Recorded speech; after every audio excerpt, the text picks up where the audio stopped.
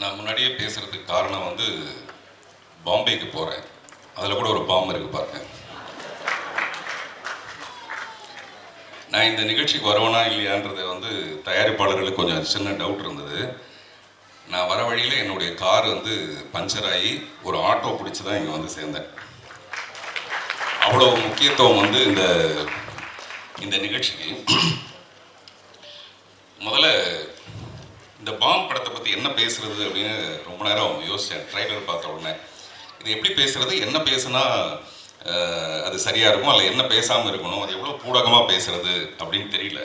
அதனால் வாயு பகவானை வணங்கிவிட்டு என்னுடைய பேச்சை துவங்குகிறேன். முதல்ல இந்த பாம்னு ஒரு டைட்டில்னோன்னா நான் நினச்சேன் ஏதோ பாம் கலாச்சாரம் சம்மந்தப்பட்டது போல இருக்குது அப்படின்னா. நான் கூட ஹவுஸ்ஃபுல்னு ஒரு படம் பண்ணியிருக்கேன். கோயம்புத்தூர் பாம் பிளாஸ்ட்டை வச்சுக்கிட்டு ஹவுஸ்ஃபுல்னு ஒரு படம் பண்ணி தேசிய விருதெல்லாம் வாங்கியிருக்கேன். அந்த மாதிரியான ஒரு விஷயத்தை எடுத்திருப்பாங்களோ அப்படின்னு சொல்லிட்டு முதல்ல இந்த ட்ரெய்லரை பார்க்குறதுக்கு முன்னாடி இருந்தது. அப்புறம் இந்த மாதிரியான ஒரு டைட்டிலை செலக்ட் பண்ணணுன்னா அந்த டைரக்டர் விஷால் வெங்கட் வந்து பெரிய குசும்பனாக இருக்கணும்னு நினைக்கிறேன். அவர் மிகப்பெரிய குசும்பனாக இருந்தால் மட்டும்தான்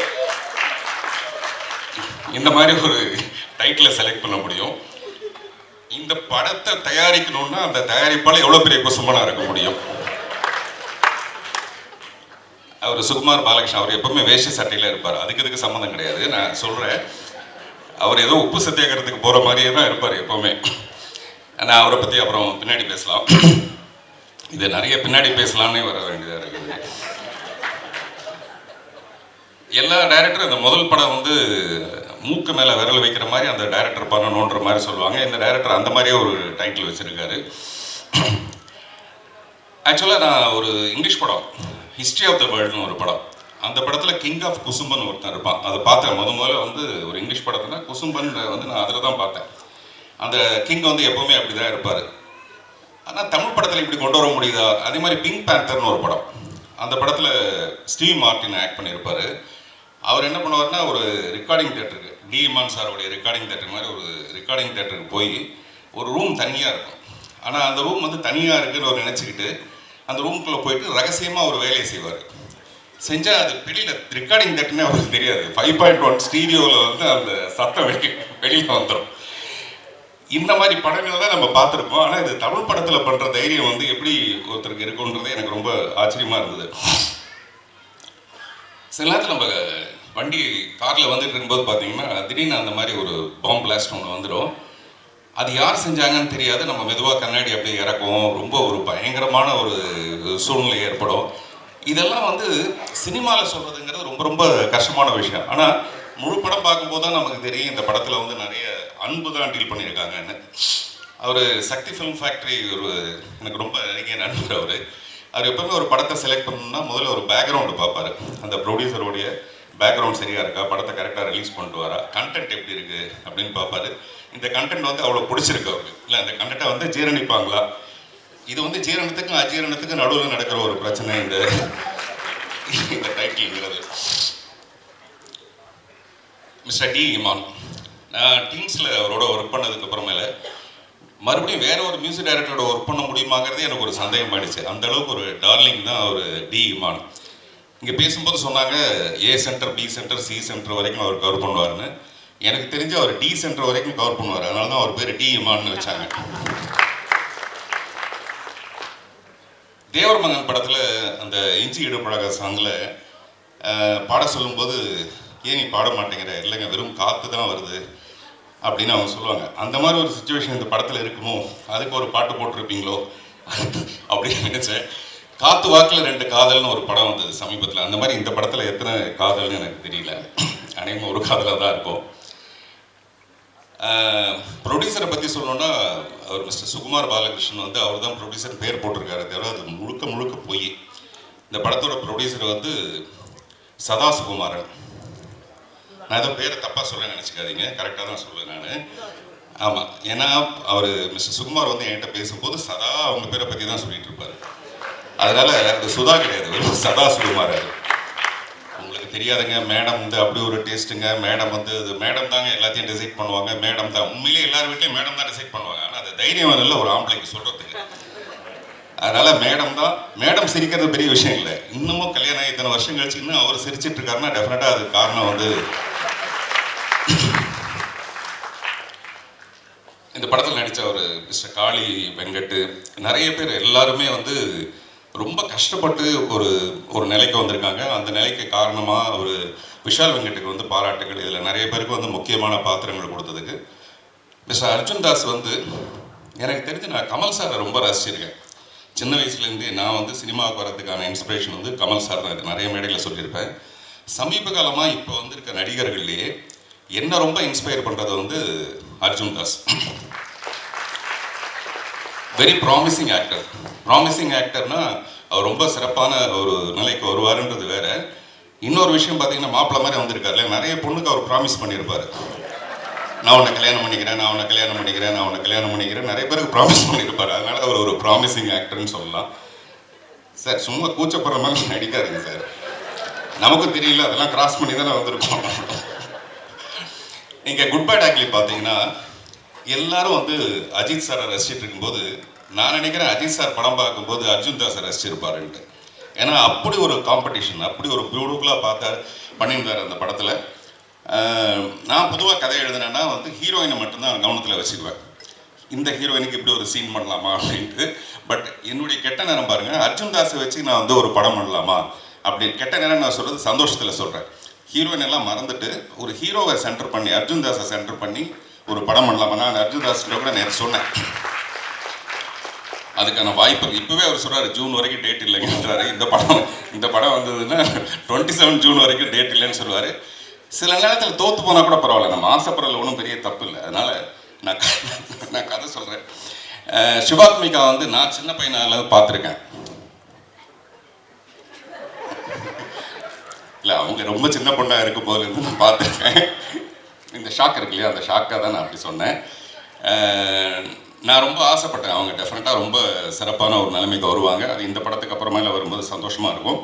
அதே மாதிரி பொதுவாக ஒரு படம் வந்ததுக்கு அப்புறமேல இந்த படத்தோட வெற்றியை பற்றி எல்லாரும் குசுன்னு பேசுவாங்கன்னு நினைக்கிறேன். இந்த படம் நல்லா இருக்குது, டெஃபினட்டாக பாருங்கள் அப்படின்னு காதோட காது வச்சு குசுன்னு பேசுவாங்கன்னு நான் நினைக்கிறேன்.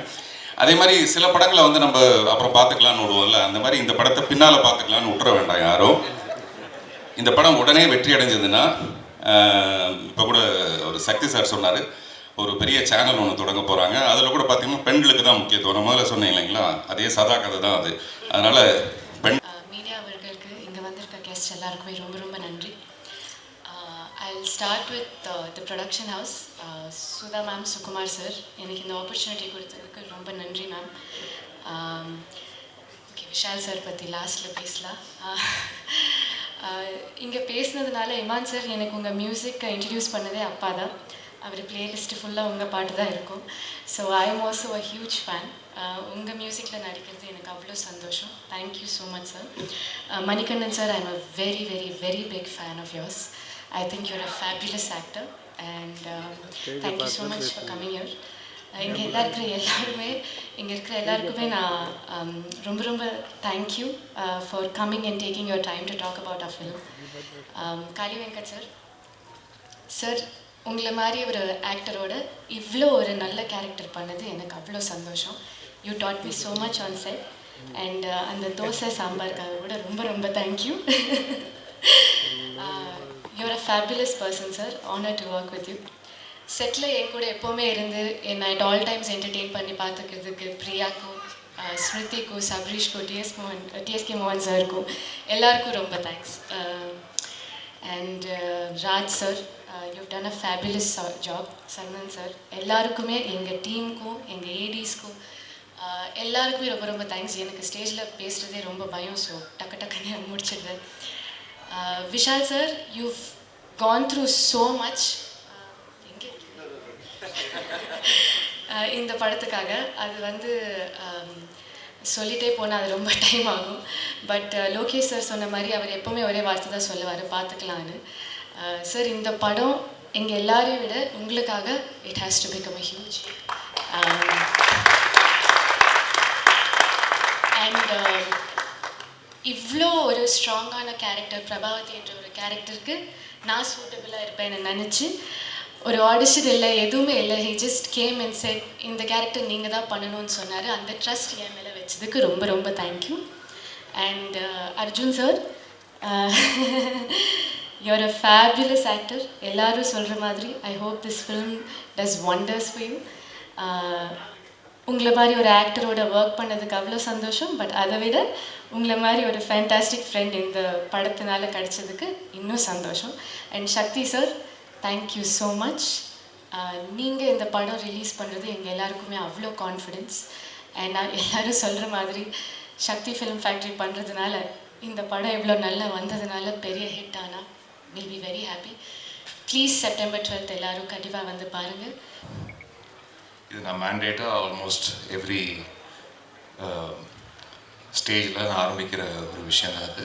அண்ட் இந்த படமும் ஏறக்குறைய இந்த மாதிரி ஒரு டாப்பிக்கை பற்றி டிபேட் பண்ணக்கூடிய ஒரு படம் தான். இறைவனை பற்றியும் இறை சக்தியை பற்றியும் இருக்கிற கேள்விகள், சாமானிய மனிதனுக்கு இருக்கக்கூடிய கேள்விகளை வந்து ரொம்ப அழகாக, அதாவது இது வந்து முள்ளு மேலே நடக்கிற மாதிரியான ஒரு கதை, ஆனால் அது ரொம்ப அழகாக, எவ்வளோ ஜோவியலாக, அது ரொம்ப கன்வின்சிங்காக அது ஸ்க்ரீனில் ப்ரெசென்ட் பண்ண முடியும் அப்படின்றத விஷால் வெங்கட் ரொம்ப ரொம்ப மெச்சூர்டாக அதை ஹேண்டில் பண்ணியிருக்காரு. அதுக்கு முதல்ல வாழ்த்துக்கள் விஷால். அண்ட் இந்த ஒரு 2 years ஆஃப் ப்ராசஸில் இந்த படம் ஃபஸ்ட்டு கதை கேட்டோன்னே இது நிச்சயமாக அது பண்ணிடணும்னு தோணுச்சு. அண்ட் அதை தாண்டி விஷாலோடைய ஃபஸ்ட் படம் எனக்கு ரொம்ப பிடிக்கும். அண்டு இந்த படம் தாண்டி இந்த படத்துடைய ஒர்க்கிங் ப்ராசஸ் முழுக்க இந்த 2 ஆண்டு காலமாக வந்து இருக்கக்கூடிய ஒர்க்கிங் ப்ராசஸ், ஒவ்வொரு பாடல், இந்த படத்தில் 5 songs அண்ட் ஒரு மியூசிக் தீம் இருக்குது.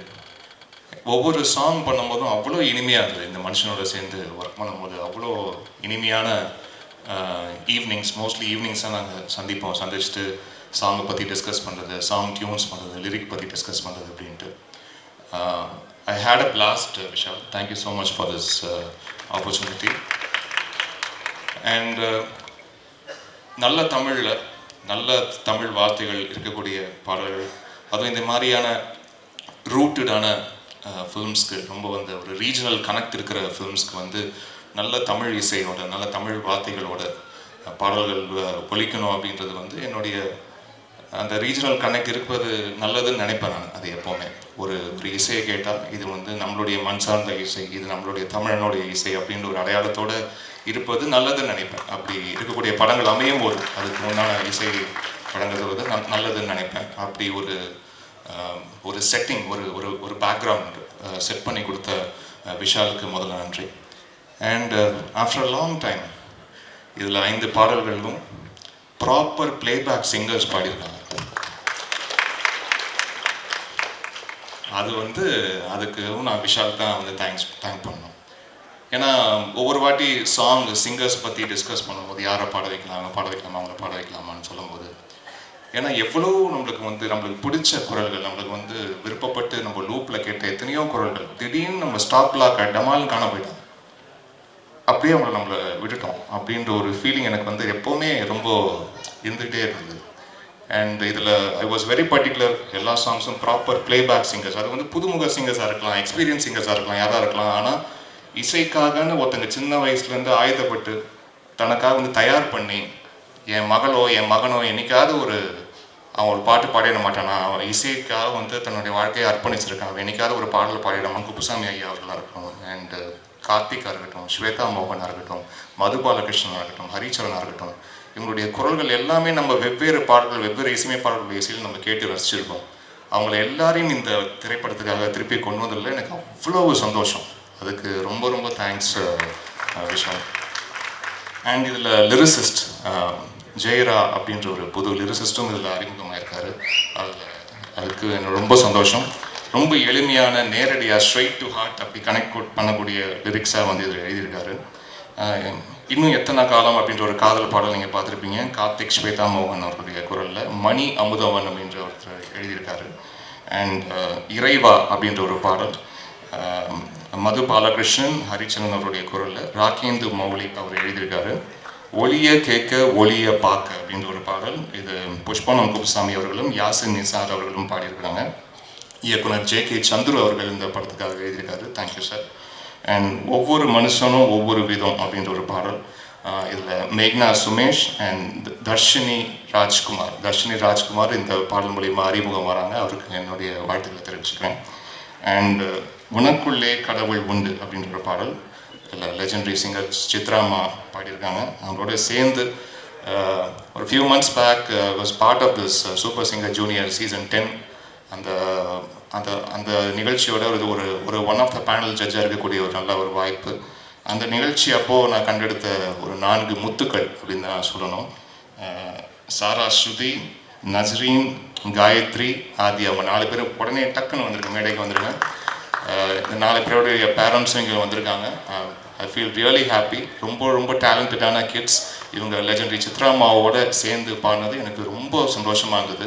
அதுவும் முதல் பாடலே அதுக்குண்டான வரிகள் உனக்குள்ளே கடவுள் உண்டு அப்படின்னு ஆரம்பிக்கிற ரொம்ப ரொம்ப ரொம்ப ஒரு பாசிட்டிவான ஒரு ஃபீலிங் கொடுக்குற ஒரு பாட்டு. ஸோ அப்படி இந்த குழந்தைங்களுடைய குரலில் ஒழிக்கிறது எனக்கு ரொம்ப ரொம்ப சந்தோஷம். I am so happy to and Jayara, this is Jayara, அறிமுகமாற ஜெயரா அவர்கள் ப்ளீஸ் மேடைக்கு வாங்க. காயத்ரி, சாரா, ஸ்ருதி, நஸ்ரீன் அண்ட் ஆதியா, உங்களுக்கு எல்லாருக்கும் என்னுடைய வாழ்த்துக்களை தெரிவிச்சுக்கிறேன். தேங்க்யூ. அண்ட் இன்னொரு ஒரு இன்ட்ரெஸ்டிங் ஒரு டேலண்ட் ஃபைண்ட். எப்போவுமே நான் ஒரு புது குரல் பார்த்துட்டு இவங்க யார் எங்கே இருக்காங்க அப்படின்னு நான் வந்து நம்ம சோஷியல் மீடியாலாம் அதில் தான் வந்து நான் கேட்பேன். அது நீங்கள் மக்கள் எல்லாருமே ரொம்ப பேரன்புடன், அது ஒவ்வொருத்தரும் அது யாராக இருந்தாலும், அது எந்த நம்மளுக்கு தமிழ்நாட்டில் எந்த மூலையில் இருந்தாலும் அவங்க உடனே ஒரு 5-10 நிமிஷத்தில் அவங்களுடைய நம்பர் எனக்கு வந்து நீங்கள் உடனே எனக்கு கொடுத்துட்றீங்க. ஸோ அப்படி நான் வந்து ஒரு பார்த்த ஒரு சிங்கர் ஒரு வருஷத்துக்கு முன்னாடி இருக்கும்னு நினைக்கிறேன். தர்ஷினி ராஜ்குமார் அப்படின்ற ஒரு சிங்கர் ஒரு சின்ன கிராமத்தில் அம்மனப்பாக்கம் அப்படின்ற ஒரு கிராமத்தில் விழுப்புரம் மாவட்டம் திண்டிவனம் வட்டம் அங்கே இருந்து ஒரு சின்ன கிராமத்தில் பாடின ஒரு குட்டி பொண்ணு. அந்த பொண்ணு வந்து பாடி என்ன ரொம்ப பிரமாதமாக இருக்குது இந்த குரல், இது யார் எங்கன்னு ஆன்லைனில் கேட்க போய் ஒரு 10 நிமிஷத்தில் நம்பர் வந்தது. அவங்கள்ட்ட நான் பேசி அவங்க அப்பா வந்து ஒரு பம்பை இசைக்கருவி வாசிக்கக்கூடிய ஒரு இசைக்கலைஞர், சின்ன வயசுலேருந்து அவர் வாசிச்சுட்ருக்க ஒரு இசைக்கலைஞர். அவர் ஒரு சின்ன பொண்ணு ரொம்ப அழகாக ஒரு பாடல் வந்து இந்த ஒவ்வொரு மனுஷனும் ஒவ்வொரு விதம் அப்படின்ற ஒரு பாடல் மேக்னா சுமேஷோட சேர்ந்து அவர் வந்து பாடியிருக்காங்க. அதுக்கு பிறகு நீங்கள் எல்லாரும் பார்த்துருப்பீங்க ஜீ தமிழில் சரிகமபா நிகழ்ச்சியில் இந்த பெண் வந்து பங்கேற்று அவள் இருக்கிற ஊரில் வந்து பார்த்திங்கன்னா வந்து பஸ் வசதி வந்து கிடையாது. அப்படி இருந்த அந்த நிகழ்ச்சியில் வந்து தான் ஊருக்காக பேசி அங்கே இருக்கிற அவங்க ஊர்லேருந்து அவங்க ஸ்கூலுக்கு வந்து தினந்தோறும் போயிட்டு வரதுக்கு உண்டான, அந்த ஊருக்கே பஸ்ஸு கிடையாது, இந்த பஸ்ஸு கிடச்சிதுன்னா அந்த ஸ்கூலுக்கு போயிட்டு வரதுக்கு பார்த்திங்கன்னா ஒரு அத்தனை கிலோமீட்டர் நடந்து தான் போகணும் அங்கே இருக்க ஊர் பிள்ளைங்கள்லாம். ஸோ அவள் அந்த நிகழ்ச்சியில் வந்து பேசி அந்த ஊருக்காக பேசி இப்போ அந்த ஊருக்கு வந்து பஸ்ஸு விடுறாங்க. ஸோ அப்படி ஒரு மிகப்பெரிய புரட்சியை செய்த தர்ஷினி ராஜ்குமார் ஐயா, உங்களுடைய மகள் பாடகி ஆயிட்டா. சந்தோஷமாக இருக்கு. Thank you children. தேங்க்யூ. ரொம்ப டெரிஃபிக்காக இருக்கார் ஆன் ஸ்க்ரீன். அந்த ஸ்க்ரீன் ப்ரெசன்ஸ் வந்து மேட்னஸ், அவ்வளோ அழகாக ஹோல்டு பண்ணுறாரு, எமோஷன்ஸை ரொம்ப அழகாக கன்வே பண்ணுறாரு. அண்ட் வேரிட் எமோஷன்ஸ் வந்து பண்ணுறாரு. அவருக்கு மேலே ஒரு பிம்பம் இருந்துச்சுன்னா நான் இந்த பிம்பத்தை உடச்சு நான் இப்போ வேறு ஒன்று பண்ணுறேன், நீங்கள் என்கிட்ட எதிர்பார்க்கல, நான் வேறு ஒன்று பண்ணுறேன் அப்படின்ட்டு ரொம்ப சேலஞ்சிங்காக ஆன் ஸ்க்ரீன் அதை ரொம்ப கன்வின்சிங்காக பண்ணுறாரு. ஸோ அவருக்கு என்னுடைய மனமார்ந்த வாழ்த்துக்கள். அவருடைய குரலுக்கு எத்தனையோ ரசிகைகள் இருப்பாங்க, அது நானும் ஒரு ரசிகன். அவருக்கு என்னுடைய மனமார்ந்த வாழ்த்துக்கள். And sister, yeah, of course I know you, Shivatvika Rajshekhar. You look awesome on screen. My hearty wishes. உங்கள் அப்பாவுடைய மிகப்பெரிய ஃபேன் நான்.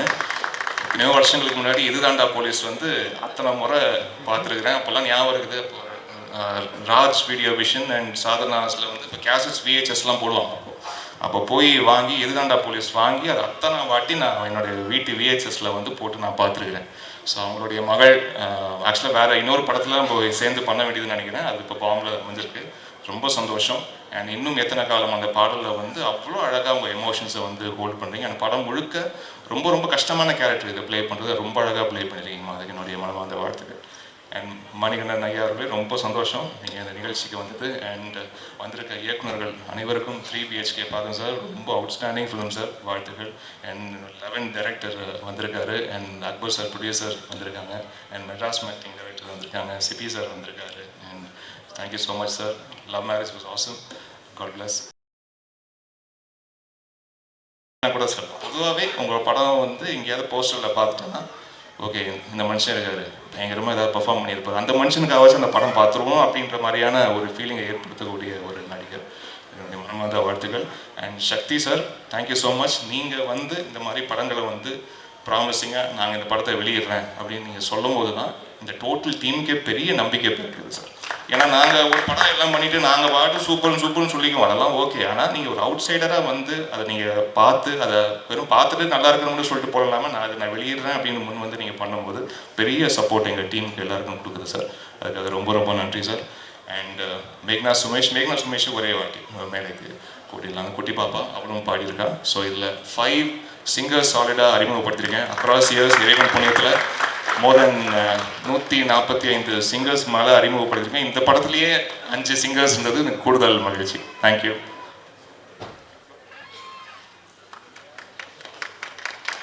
Thank you so much for your patience. ரொம்ப லேட் ஆகிட்டு இருக்கு. நான் அதை சொல்ல வேண்டிய மேடைன்றதுனால எல்லாரையும் மென்ஷன் பண்ணேன். So sorry for taking your time. Thank you.